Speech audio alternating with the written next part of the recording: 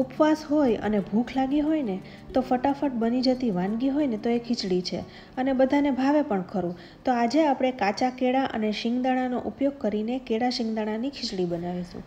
આ ખીચડી સાથે તમે દહીં, વેફર, રાજગરાની પૂરી છે આવી બધી વસ્તુ ખાઓ ને તો એકદમ ટેસ્ટી લાગે છે.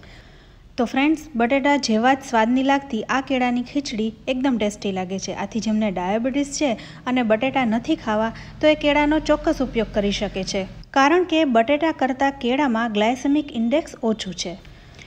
તો ચાલો આજે કેળા શિંગદાણાની ખીચડી બનાવીએ. તો ખીચડી બનાવવા માટે હું અહીં 2 કાચા કેળાનો ઉપયોગ કરીશ. તો કાચા કેળાને મેં વરાળમાં બાફી લીધા છે.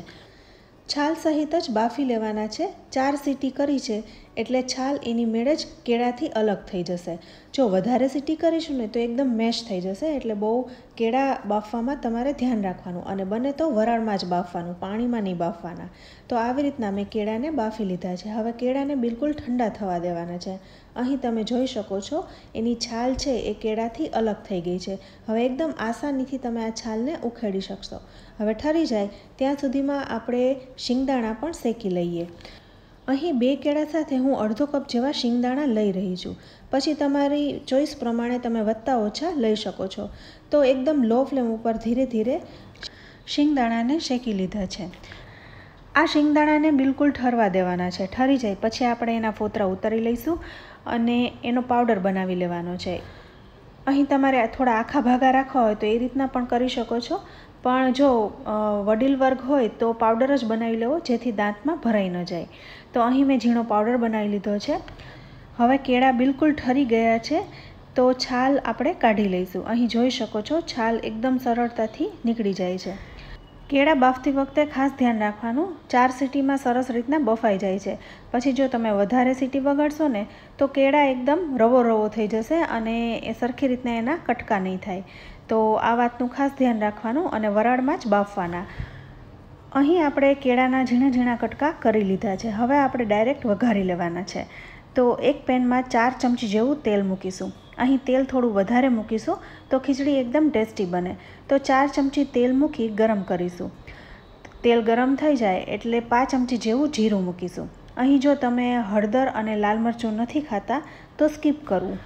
તો જીરુંને બરોબર સાતળી લેવાનું છે. ત્યારબાદ તરત જ આપણે કેળાના કટકા ઉમેરી દઈશું. હવે બધા મસાલા કરી લઈએ. તો થોડીક હળદર ઉમેરીશું, ત્યારબાદ લાલ મરચું, તમારે જેટલી તીખાશ ખાવી હોય એ પ્રમાણે લાલ મરચું ઉમેરવાનું છે. ત્યારબાદ લીલા મરચાંને પણ ઉમેરી દઈશું. ત્યારબાદ થોડું આદું અને થોડું પાણી પણ સાથે ઉમેરી દઈશું એટલે મરચું બળી ન જાય. હવે બધું બરાબર મિક્સ કરી લઈશું. અત્યારે મેં કાચા કેળાની બનાવી છે, પણ આવી જ રીતના તમે બટેટા અને સાબુદાણાનો ઉપયોગ કરીને પણ બનાવી શકો છો. તો ફ્રેન્ડ્સ, અહીં આપણે બધું મિક્સ કરી લીધું છે. તો વધુ 2 ચમચી જેવું પાણી ઉમેરીને ફરી મિક્સ કરીશું એટલે મસાલા એકદમ સરસ રીતના ચોંટી જાય.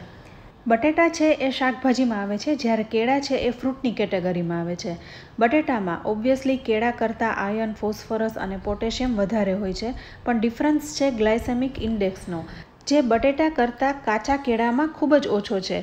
તો જેમને ડાયાબિટીસ છે એ બટેટાને બદલે કાચા કેળાનો ઉપયોગ કરી શકે છે.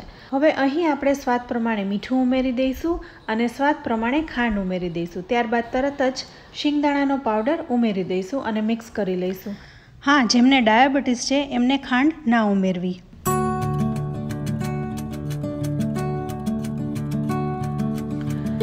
બધું મિક્સ થઈ ગયું છે તો છેલ્લે આપણે લીંબુ ઉમેરીશું અને થોડું પાણી ઉમેરીશું એટલે ખીચડી ડ્રાય ન લાગે. તો બસ અહીં આ ખીચડી તૈયાર છે. તો છે ને એકદમ ફટાફટ બની જાય એવી. તો ફ્રેન્ડ્સ, તમે પણ આ રીતે બનાવજો. અને હવે આ ખીચડી તૈયાર છે તો કોથમરીથી ગાર્નિશ કરી લઈએ. હવે આ ગરમા ગરમ ખીચડી છે તો હું એને દહીં સાથે સર્વ કરીશ. તો ફ્રેન્ડ્સ, તમને આજની આ રેસીપી કેવી લાગી? રેસીપી જો સારી લાગી હોય ને તો વિડીયોને લાઇક અને શેર કરજો.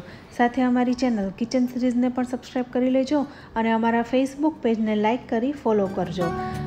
તો ફરી મળીશું આવી જ એક ઉપયોગી રેસીપી સાથે. ત્યાં સુધી આવજો.